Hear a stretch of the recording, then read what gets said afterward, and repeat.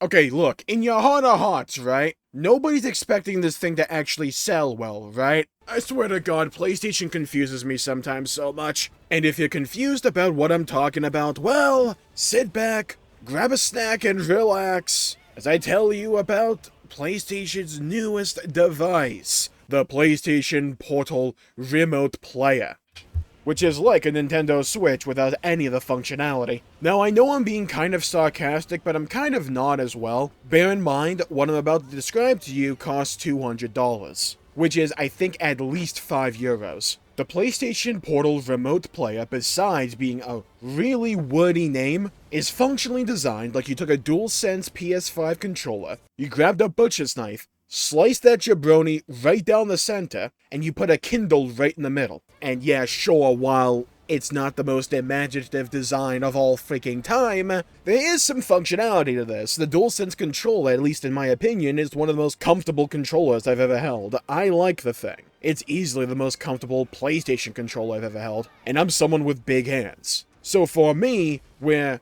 my biggest complaint with the Wii U and the Nintendo Switch has always been just the feel of them in my hands, with the gamepad or the Switch when it's undocked. They just never felt comfortable to hold in my hands. This at least has handles, and is pretty much just modeled after a controller that I already like. So I think there are some pros to the design. The issue? I gotta be honest, I've not held the thing myself, but just looking at it, dude, I play Elden Ring or Dark Souls 3 on this thing, that thing's getting snapped in half, inadvertently. Just because I tend to squeeze down on the controller, and if I happen to squeeze in both directions, the torque itself will break the thing. Like, maybe they thought of that and it's actually more sturdy than I give it credit for, but still, I mean, come on. Now, that's the design of it visually and in terms of you actually holding the thing. What's it like to actually use it? Well, they describe it on the PlayStation blog, again, link in the description down below. So the way you'll be using this is that it doesn't run games by itself. It streams them from your PS5.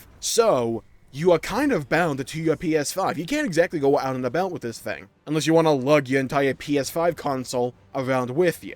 It's designed so that if you can't have access to your TV or the place where you normally play your PS5, you can pick this thing up, go to the bathroom, or go to your bed, lay down, still play your games while you're occupied somewhere else in the household or the apartment, or wherever you are. Which is cool if you want a change of scenery, or if you just want to not be in a chair or a couch for all your time. So yeah, there is a benefit to that, but I think the problem that I have with the PlayStation Portal Remote Player, at least looking at the thing, and from the sounds of it, is that it doesn't take into consideration the value of the hybridization of a Nintendo Switch, which is clearly what they're aiming for, at least here in my opinion. One, it's sold separately at a $200 cost, which is a lot of money. That is half of a PlayStation 5 if you don't get the disc drive. And it's not that far away from an Xbox Series S. Same thing with the Nintendo Switch. It's a lot to ask for the price, and for a device that is inherently limiting in terms of how you can actually utilize the thing. Because a lot of the times when people want to play a mobile device like this,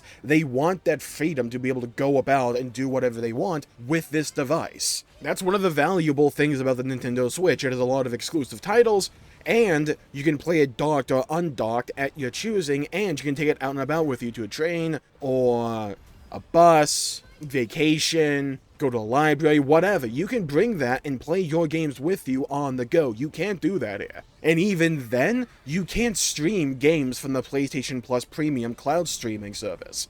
Those games are not supported alongside PSVR 2 games, at least the ones that require the headset. It just seems like a device that is very expensive, while also very limiting. And this kind of goes into play with one of the main, I wouldn't say criticisms, but mostly just one of the business practices and trends that Sony and PlayStation have been doing recently that just have me scratching my head. I wouldn't call it scummy or anything like that, because it's a separate purchase.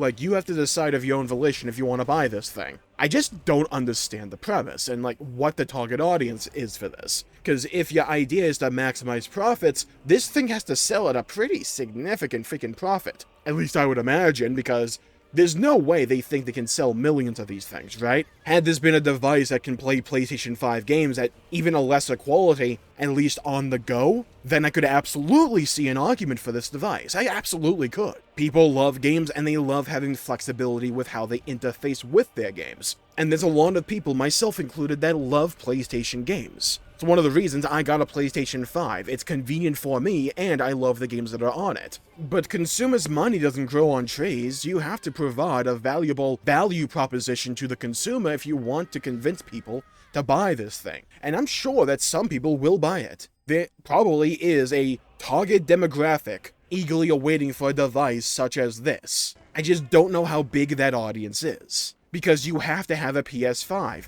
which is already a $400 to $500 ask for a lot of people. And you have to be nearby to your PS5 to stream games to this device, which goes against that dual-purpose feature that the Switch popularized and got success off the back of. This isn't like the PlayStation Portable or the PS Vita, where those games had value propositions all of their own because you could play those games on the go. It was easy, portable, and has some great games that you could play. Sure, the PS Vita didn't pick up everywhere, but where that market was hot, it was very freaking hot. But I'm just trying to understand why Sony is going in this direction. Because it feels like all the other main companies, Microsoft, Nintendo, and even Steam with Valve, they have their niche. Steam, PC gaming, but you also have the Steam Deck, so you can play those games on the go or on your laptop. They're very versatile. Xbox says, okay, well, we're not going to beat Nintendo or Sony in console sales,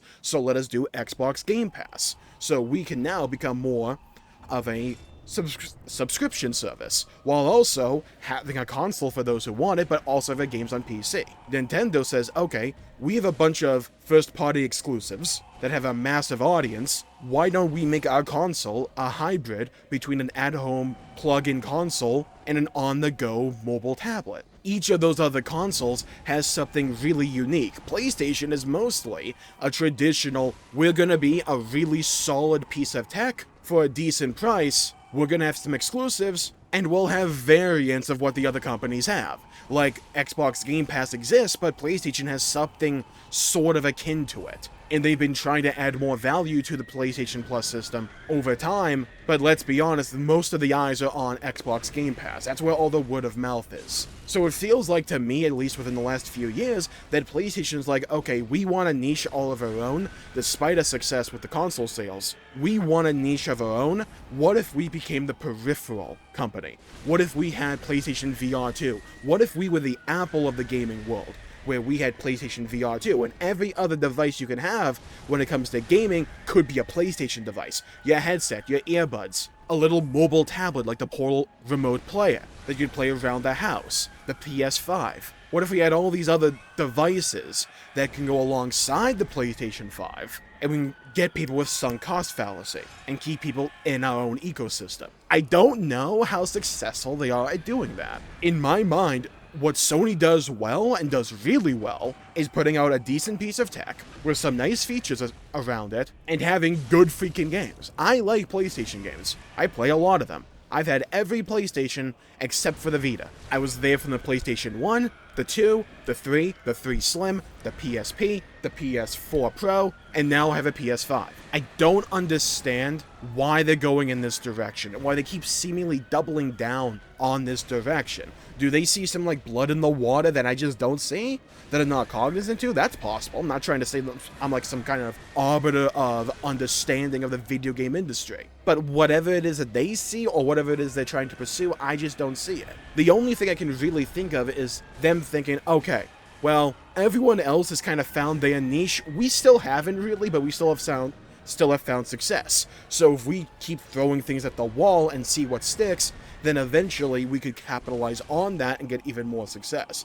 That line of thinking I can understand. And if you sell each device at a profit, then if any one thing goes under or just doesn't find mainstream success, you can say, okay, well, at least we didn't lose a bunch of money on this. I can understand that. I can completely understand that way of thinking, and maybe that's what it is. But I would genuinely be interested to see how well a PS Vita 2 or something like that would do nowadays. Especially if you can find some way, somehow, to get PS5 games to run on a portable device you can take on the go. This device, the Portal Remote Player, kind of feels like they wanted to do that but realized they couldn't get it to work. Or that if they could, it would be too costly. Which I don't know if I buy because the Steam Deck exists, but it's a weird decision. It's a weird product that may have some success, but I can't see this thing really catching on. At least any more than the PSVR 2 did. So yeah, it kind of feels like Sony is just trying to throw things at the wall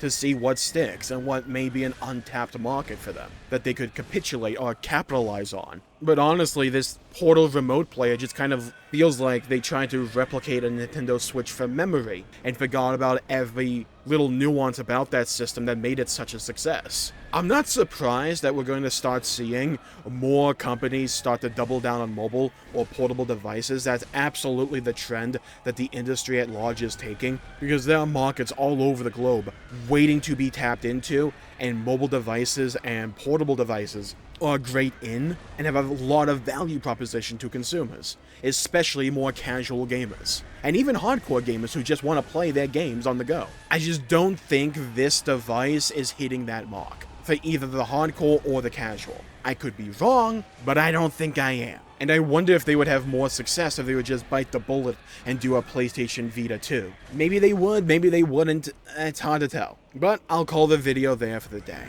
Leave a comment down below, though, with what you think here. Do you want to see a PlayStation Vita 2? Or do you think this will more than suffice for what you want? Let me know. I'd love to hear your thoughts and hear your opinions and hear your perspectives. Stay safe. Please leave a like and subscribe. It really helps the channel out and helps support future content, and I greatly appreciate it. Stay safe. Have a great day. Go play some video games if you can. And as always, I'll see you all next time. Bye-bye, everybody. Until we meet again.